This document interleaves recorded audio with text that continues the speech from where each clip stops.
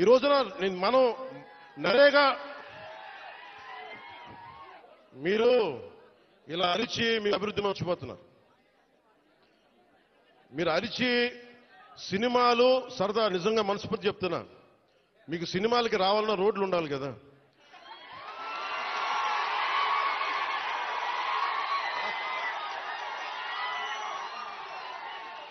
అలాగే మీరు ఉపాధి అవకాశాలు కావాలన్నా డబ్బులు ఉండాలి.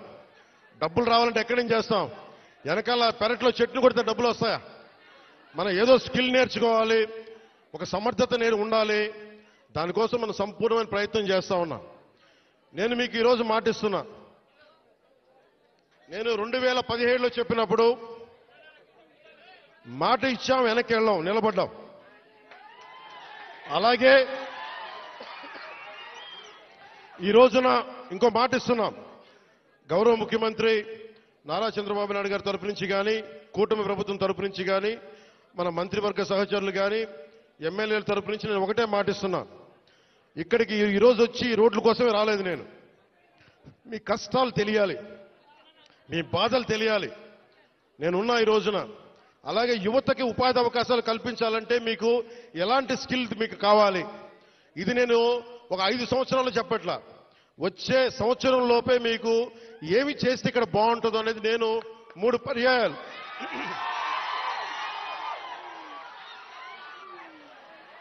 నేను 6 నెలలు అయింది ప్రభుత్వం వచ్చి.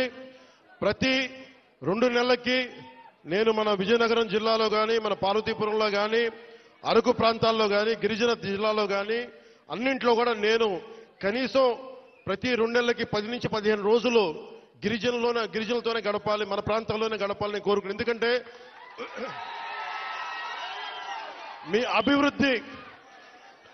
అభివృద్ధి నాకు చాలా అవసరం. మీరు ఆనందంతో ఉండాలి.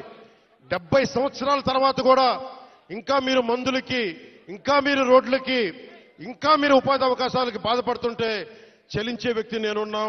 దానికి స్పందించే వ్యక్తి ముఖ్యమంత్రి గారు ఉన్నారు. మా ఇద్దరి బాధకి మీకు న్యాయం చేయడానికి నరేంద్ర మోదీ గారు ఉన్నారు. మేము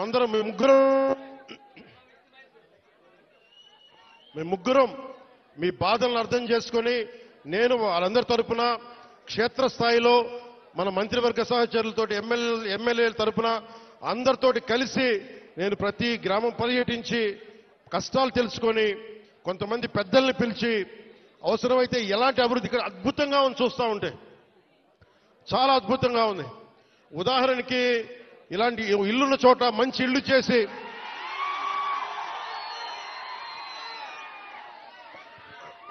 మీతో మాట్లాడి, ఇక్కడున్న అందరితో మాట్లాడి, అమ్మా కూర్చోండి, మీరు కొంచెం పక్కన రోడ్.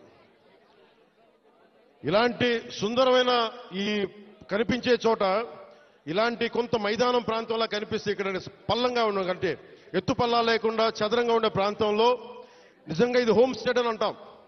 అమెరికా లాంటి చోట్ల, విదేశాలు లాంటి చోట్ల ఏం చేస్తారంటే, ఇలాంటి చోట్ల ఇలాంటి ఇళ్లలో వచ్చి ఉండేలాగా వాళ్ళకి కావాల్సిందల్లా శుభ్రంగా ఉండాలి.